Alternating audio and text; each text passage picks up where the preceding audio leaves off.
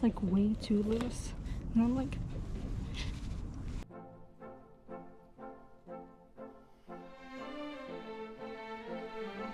why would I think I could do this?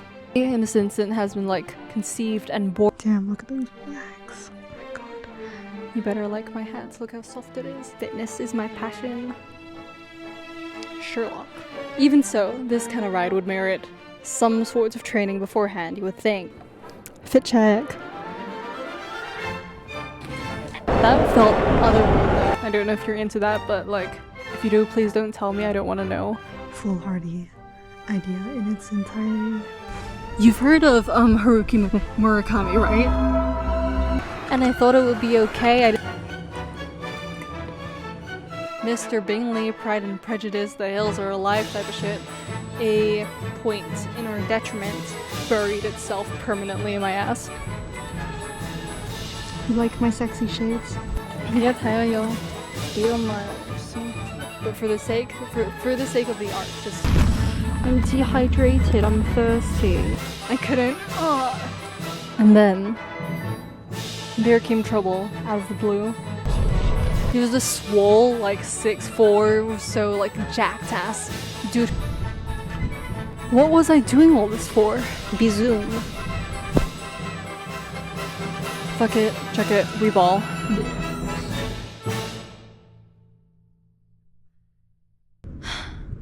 How did you manage to get yourself here, you absolute melon? Hi, this is me, and at this point, I'm just wondering how I managed to land myself in this situation, in the middle of cycling 100 miles in the middle of English nowhere. Such a flattering angle, yeah. Okay, so here's some preface for y'all. About 5 months ago, my dad first signed us up for this FordRide Essex ride. I had no idea what it was, but he just did it. And so here's a bit more about my dad. He cycles like literally every weekend. The longest ride he's ever done was about 360 kilometers, and that was in 18 hours, which is insane. Like, my brain can't even comprehend that. No more than it can comprehend the idea of like miles in Fahrenheit for you Americans. But the point is, he trains like a lot for this kind of stuff. As for me, like the longest ride I'd done prior to this was the farm cycle ride in Iowa City, which if you happen to be there in the middle of nowhere, I would highly recommend. It was like 56 kilometers, and that was back in September of 2023, so like 9 months ago. In this time, like the metaphorical baby in this instant has been like conceived and born, and all through here my cycling level has very much been at a steady plateau. So, you know, off to a great start. Why would I think I could do this? Check it out. New mic. Here you go. New setup. Hope you're happy. Do you like my hat? You better like my hat. Look how soft it is. Look how soft. Look how soft. Look how soft. Anyways, the sole reason why I would even think I could do this sort of thing, even though this very much still crosses the line of hubris, is that I'm an athlete. Fitness is my passion. Yeah, I'm a ski racer, and I've spent the last semester mostly like training on the slopes. I wouldn't say I was born like naturally super athletic, even though I did start fitness at around the age of 13. And like many others, I did have like an extended Chloe Ting phase on and off during the pandemic. So, you know, I'd say I have like a pretty solid foundation in there-ish. Fit check.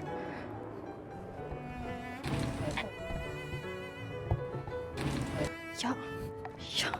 As you can see, once more I am in the park. Okay, the only thing remotely close to training I had in like the 2-ish months I had to prepare was like 2 sessions on one of those like Santander bikes that you see around the city of London.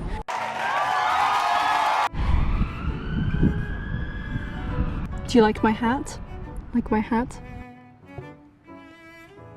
Sherlock. Even so, this kind of ride would merit some sorts of training beforehand, you would think, right?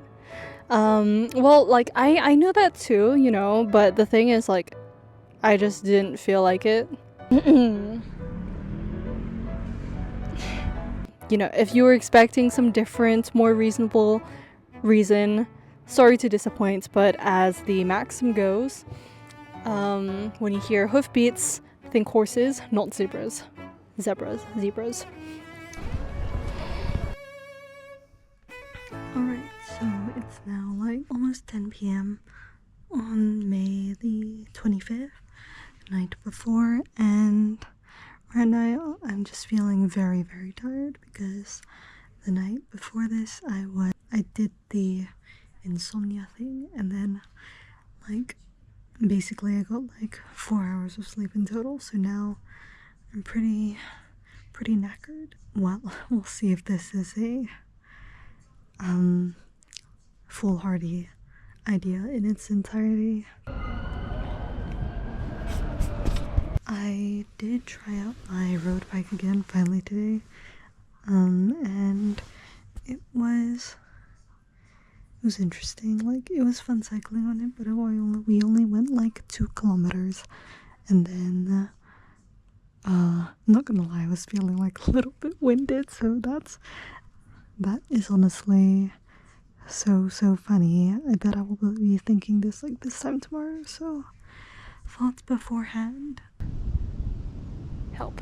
I'm genuinely excited. I don't really know what to expect because this is my first time doing an event like this, and yeah, probably should have prepared a bit more, I'm thinking now, but we're here, it's happening, so I just gotta do my best.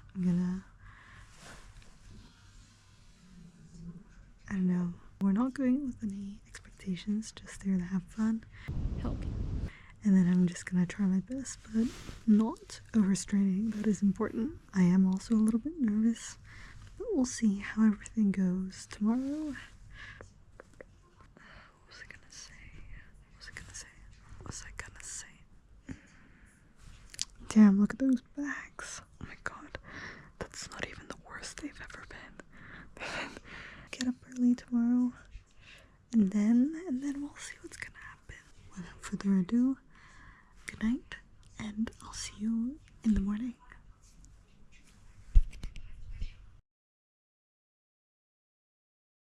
So finally, now came the morning of. I woke up at 7, the earliest I've been up in like 2 months. I just sat on the bed upon waking for a second and thought, maybe I just don't want to fucking do this. The sky was iron gray, and it had definitely been predicted to rain out there. It was wet. Nevertheless, I thought, we've waited all this long way. Fuck it, check it, we ball, quite literally, and I got myself ready.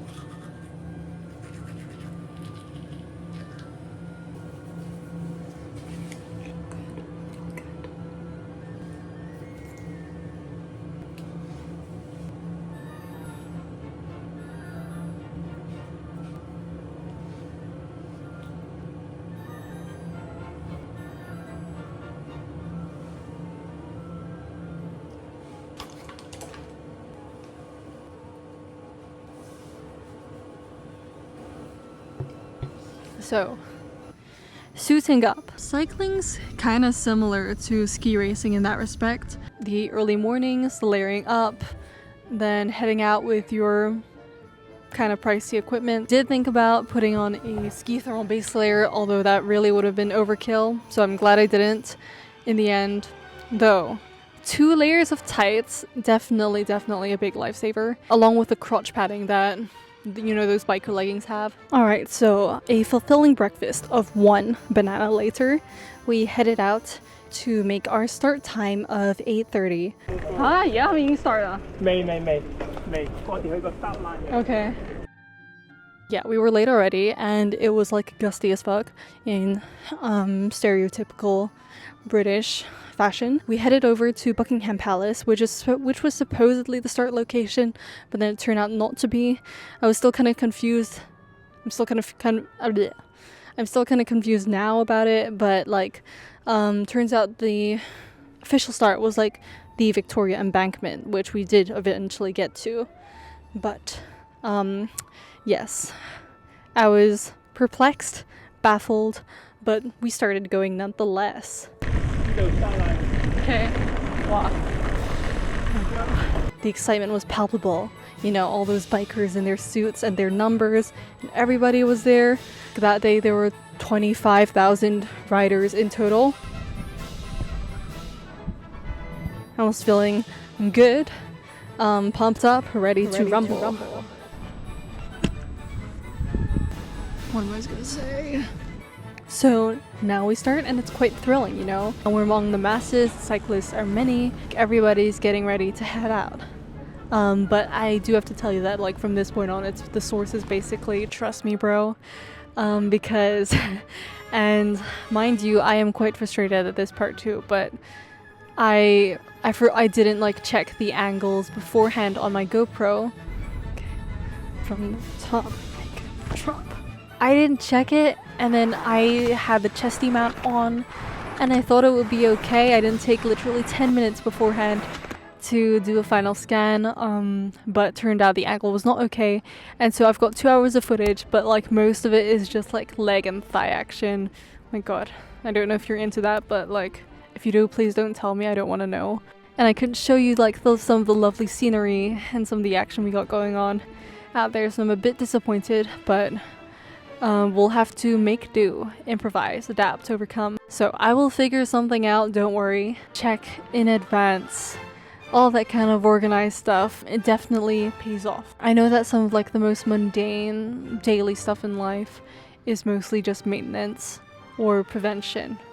And usually that's better than the results that you might not want to end up with. So just a note, reminder for myself and you if you need it. Carry on.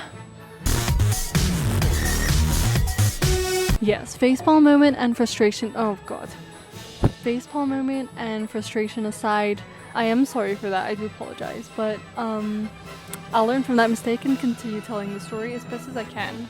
You know, being your own writer, director, camerawoman, editor, sponsor, etc. There are bound to be some kinks in the system, especially if sometimes the parties involved do not communicate the way they better could. Red flag, red flag. So the cool thing about the FordRide is that it's one of the few times in the year where London cyclists will have the whole road to themselves. No jostling with like black cabs or big buses, all free. That's a big win because for me, cycling on the road as normal is pretty fucking terrifying. Like, I'm not kidding. Wide lanes all to ourselves, smooth tarmac, no cars. There were gray skies and a bit of, you know, a small breeze going, but otherwise all good. Terrain-wise, it was pretty fun feeling like we were cycling in the bloodstream of the city, and there were a lot of people out and about there on the sides to cheer us on, so that felt pretty great going right at the start too. Oh yeah, zooming through the tunnels, that felt otherworldly, like absolutely magical, I swear. The only obstacles up until like mile 10ish were just some inclines going up in the highways and the occasional like turny road. We were careful and we were trying to like take it slow and take it easy. Like my hat. So gradually we eased out more into the edges of London, transitioning from those high-rises and the shiny new buildings in the city to more of your squatter, chill neighborhoods with mom and pop stores, low houses, that kind of thing. And then those two changed into, somewhat suddenly, a wider green tree-lined road that I knew meant we were going into the countryside. Now, it did from this point start drizzling like on and off, and that was a big pain, but we stuck on through. Also, I really wished that I had my dry rope there at the time. Like, getting rained on while you ski is one thing, but at least you're kind of dressed for it, you know? But when you're a cyclist, like that's not pleasant. Trust me, bro. Gradually though, the mileage started to climb, but so did the amount of stops we started to take. Yeah, I do admit that for some of the stops they weren't so much necessary as, like, I don't know, just felt like it. That ultimately did end up being a point in our detriment. Like, for instance, I didn't even have to piss sometimes. We just spent half an hour looking for the toilet.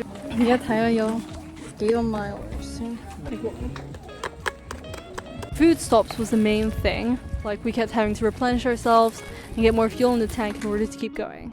But still, the ride was starting to wear me down. Oh my god! Okay, so like, the narrow bike seat started feeling it had like buried itself permanently in my ass.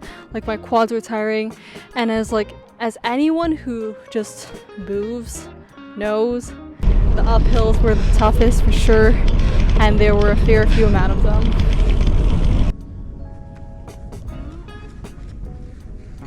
You've heard of Haruki Murakami, right? I thought of him during the ride because, like, the madman, but like absolutely iconic novelist, he apparently just enjoys like waking up at 4 and after 6 hours of work just up and like runs 10 kilometers. But I mentioned him because I was just thinking to keep me going. At least I'm not running this. He says he prefers running to cycling. For whatever reason, I have no idea, but I know that I'm definitely the opposite. To each their own, I guess. If you've read Kaage with Kaage. If you've read Kaage, Walking One Step at a Time, or Henry David Thoreau's Walking, then you know that repetitive movement or like some other menial chore is a great conduit for your thoughts to wonder. Being among nature and doing your own thing, bam, you get daydreamer paradise, minus the chafing, and I can't tell you now exactly what would have crossed my mind.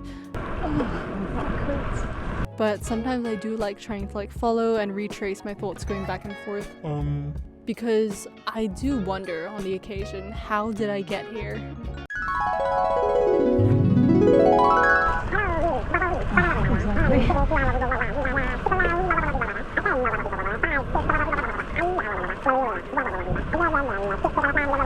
And then suddenly, 10 miles goes by and then you're like, whoa, where am I? In that case, when I asked myself that question, I was among like this type of like Mr. Bingley, Pride and Prejudice, the hills are alive type of shit. Dissociating, peak brain activity. I like it, would definitely recommend. And then there came trouble out of the blue.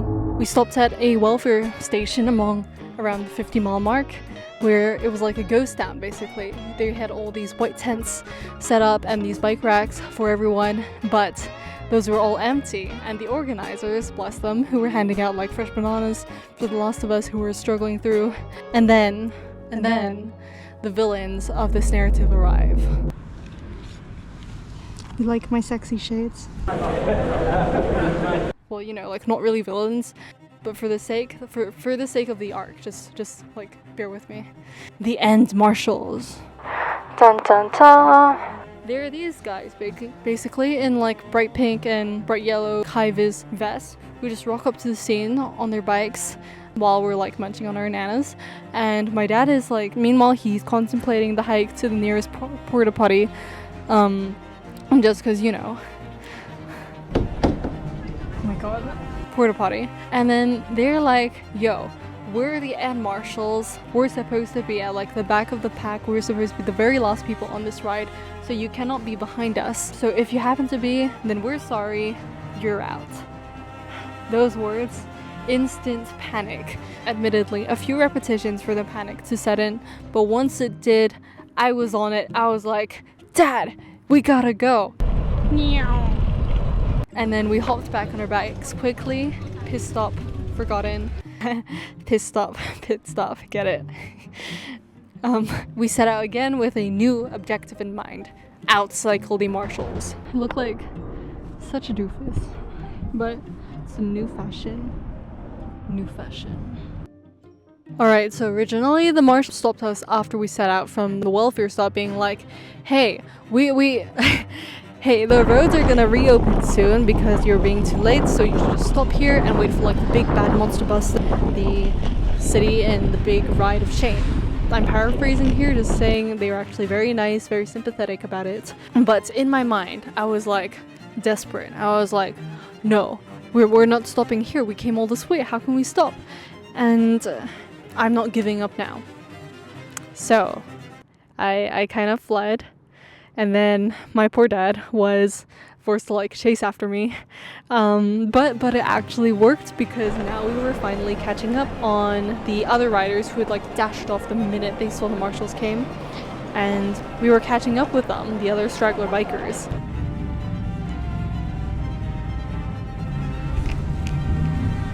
And then sooner than I expected, in a sudden twist of events, I made it to the front of this like last pack, and then we were once again among like the lush countryside views. So my dad, who you know was born quite a good amount of years before I was, he was just behind me, but sorry daddy for speeding up too quick. No room to admire the greenery, however, because soon the marshals caught up to me.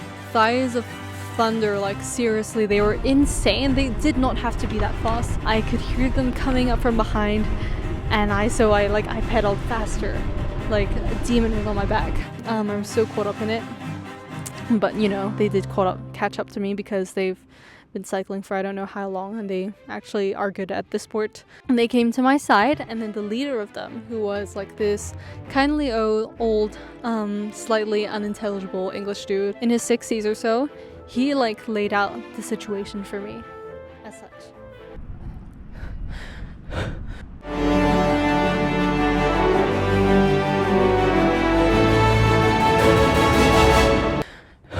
So basically, we're the end of the pack, we're going to finish, and if you can keep up with us all until the finish, because we're going to finish for sure, then you can finish too. You got that? Well, what about the other riders behind us?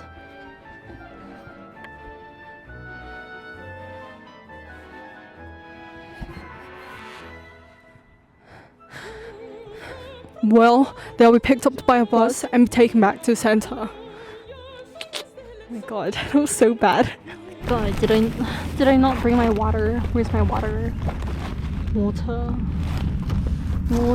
How can I not bring my water? I'm dehydrated, I'm thirsty. God. Alright, let's see if we can plank through this. See if the Chloe Ting is holding up. Let's go. Oh my god. Okay. I had a choice. My dad, it seemed, had fallen off the grid. And, God, I can't see. I had a choice. My dad, it seemed, had fallen off the grid because he was nowhere within sight. Oh, I was torn, so torn.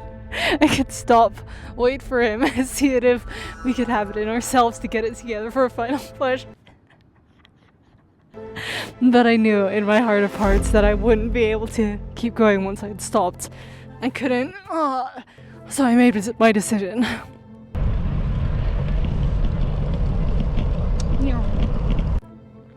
They took my father. I couldn't let them take me too.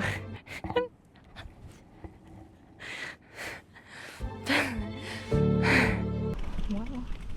Someone's a bit loose. Okay. Energy renewed out of spite for the system, however wicked and brutal it was. Motivation ramping up. I switched into full gear. Lactic acid buildup be damned. I was sending it flying, pedaling. I whizzed past the marshals.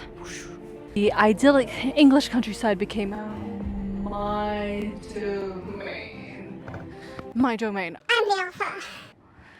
Also, this is in public, so people are staring, but it's okay, it's okay. It's okay, it's okay. They're all British anyway, no one cares. I passed like random cute kids holding up homemade cardboard signs, cheery, beer drunk, mad lads, and you know, these super sweet middle-aged women they were all cheering me on, and I felt so powerful, an icon. I kept this up for all of 10 minutes. Then, of course, The crash came. The momentary high of deserting my father deserted me in turn, and now, once more, the marshals were on my tail. The elderly English guy said to me, Hey, the He said to me, hey, you're doing a really good job. And another guy was like joking, oh, if you wouldn't mind going a touch bit slower for us. You know, I laughed, but I was barely hanging on. Another biker was with this cohort now. Like, he was a swole, like 6'4" or so, like jacked ass dude who looks like he did this before breakfast every day, that kind of guy. He was keeping up with everyone else, and now the pressure was on. I did try my best. I tried my best to keep pace with them for a while, as much as I could, but gradually, of course, I began lagging and falling behind. My legs were giving out, but I wasn't quite yet over having my action film protagonist moment yet.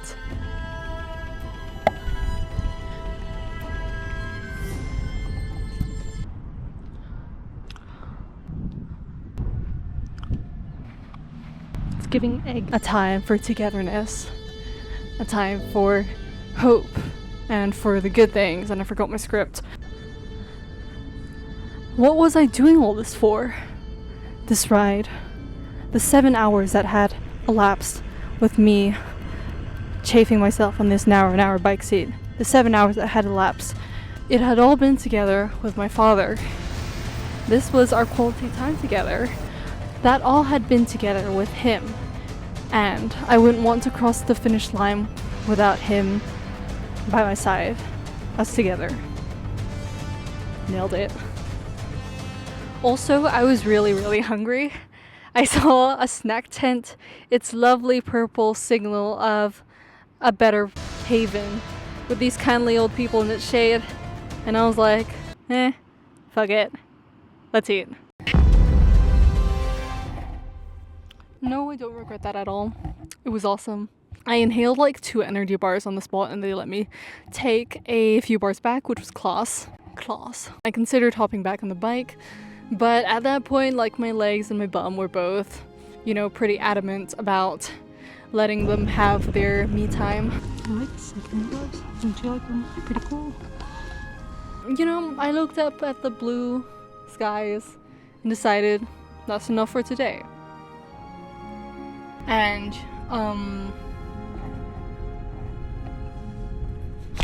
when the end truck with its flashing lights and the subsequent official like FordRide vehicle came by, I proudly declared to them that I was giving up, and they were very understanding and sympathetic about it, and they directed me back a little ways to the big bus where my dad was. Well, aside from the plenty, you know, father-daughter moments we got to spend together on this ride, we also got medals. Yeah. The organizers handed them out to us and to the other 20-odd riders who had made it to that point at the ride. And, yeah, that was the best of surprises. Some consolation at least. My little magpie hoarder brain was very pleased with, like, the bit of shiny metal, but it was very nice. That's what I got out of 7 hours in the saddle. Winning. This is me after the London 4-6 2024 ride.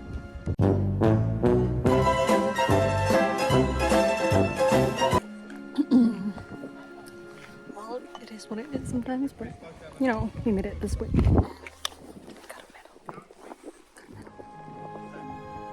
Another half an hour later, and then we were officially on our way on the bus back to Stratford, where I did start writing the script initially and then almost immediately like conked out. On the way back, we did see a few more of those like iron-willed riders who were almost all the way back at the finish line. From there afterwards, it was a small walk from Stratford station to the tube, and then we did get some of those well-anticipated judgmental British stares coming our way, bringing our bikes on there. And then the cherry on top, after disembarking from the tube, was the final push back home. You know, the amazing thing was it started raining right then, like really coming down hard, soaked and cold. Long lost, made it back. Okay, so we are back home, and then very luckily it decided to start raining just when I was cycling back, but we're home. My face tastes like salt. I'm gonna go shower. I showered immediately, then I did some stretching, which was very much needed, and some foam rolling too.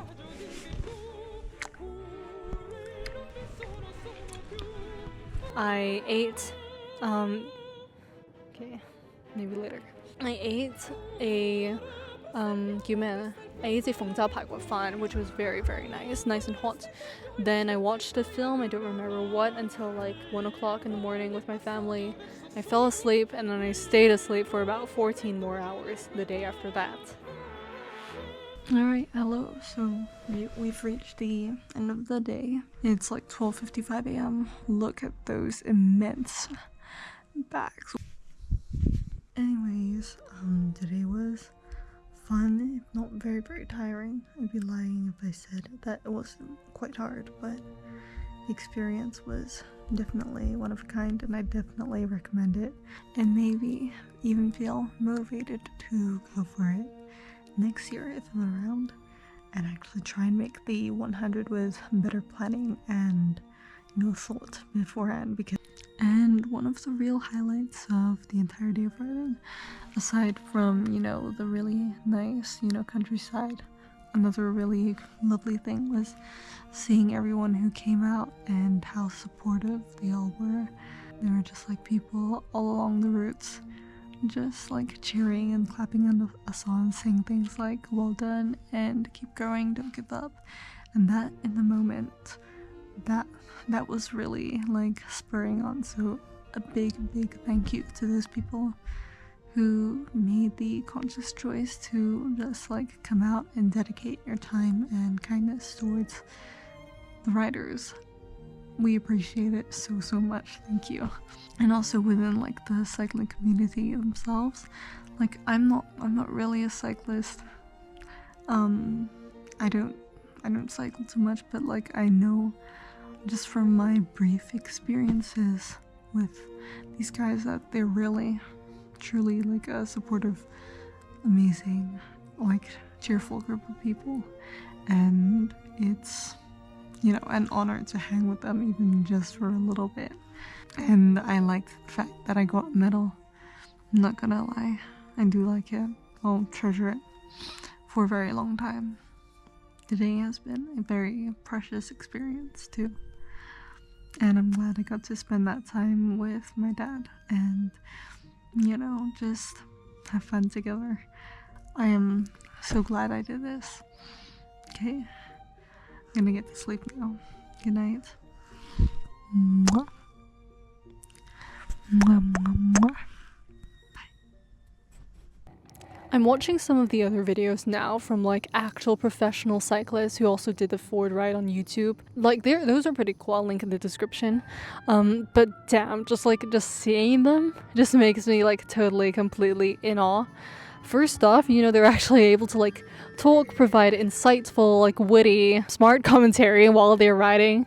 Even if it's 100 miles, it's not that bad. You know why? Because it's on cycling. And man's invention of the wheel that came, oh my god, that came in so clutch.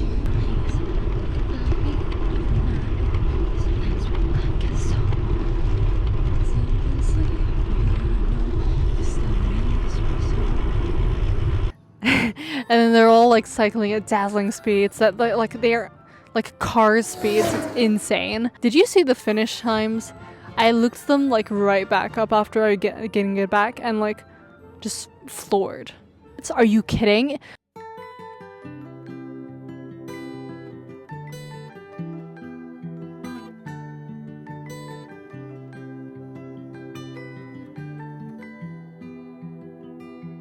$100 miles? What the fuck? Okay, you guys are superhuman and I commend y'all intensely. You have my respect. Actively losing my mind. Still not quite over that 2 weeks later. All the props, y'all, for training hard, for going after it. Holy shit.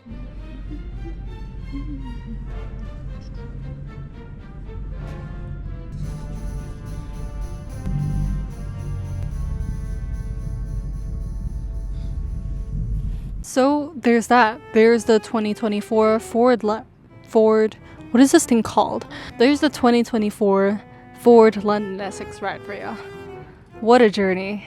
Moral of the story from this, I guess it'd be that you can try and run away from your problems, but they'll catch up in the end. With their high vis and their quads of steel, they'll catch up. So the only way is to face them head on. Yeah. Some things that maybe I could better or takeaways from this. Ultimately, I think the thing that made us not finish and stop there at 65 miles was the amount of stops that we took, like unnecessary stops. We could have better looked at the route, planned out the thing. I didn't even download the app on my phone before this, for Christ's sake. So, you know, again, better planning would be good. Heading out on time would also be optimal, I think. Trying to get a better start time, although I don't know if that's really in our hands. Though heading out on early, on the off chance that they could let us start a bit earlier, like maybe 6:30 or so, that would be better. And training, of course. Duh. Despite everything that went wrong-ish and everything I could have done better, it was a superb time. I had loads of fun, made lots of memories, and it was just having a good time with my dad. It's a blast just trying, and it's easy to get lost in just wanting to finish for the clout, for your own goals. Nothing wrong with that, but I really just enjoy the ride as a whole, and oh my god! I really thoroughly just enjoy the ride as a whole, and I'm honored to have gotten to take part in this. Yeah, this part is as corny as the drive from Cedar Rapids Airport to Iowa, but it's really about the journey and the time with your loved ones, and so I'm grateful for that. Next year or years for sure. Bizoom.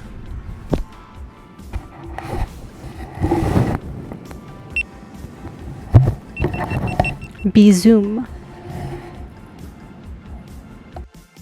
Bro, this is like a public place, like a park, and you know, I guess it's good to not give any poops while filming, but I just finished filming the main part, and then I realized that there were people around, and I was being very big with my Americanized voice and lack of awareness, so apologies, but I had a good time. It's fun.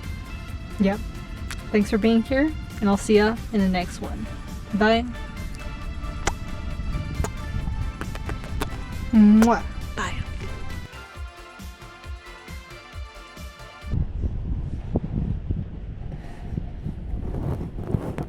Matchy matchy, matchy matchy. I don't know if you can hear this. Head massage, head massage. Look at your little hairy scalp, it's so hairy. Head massage, head massage, head massage.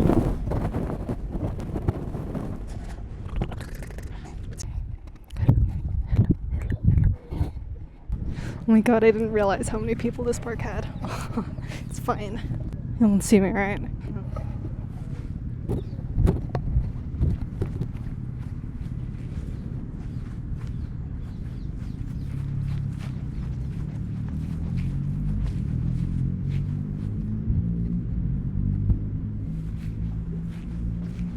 Oh my god. Okay, it's fine. I can just never show my face in here again. Do you like my shirt? Do you like my shirt? Do you like my shirt? Can you read it? It says, I am Knuff. I am Knuff. You're Knuff. You're Knuff.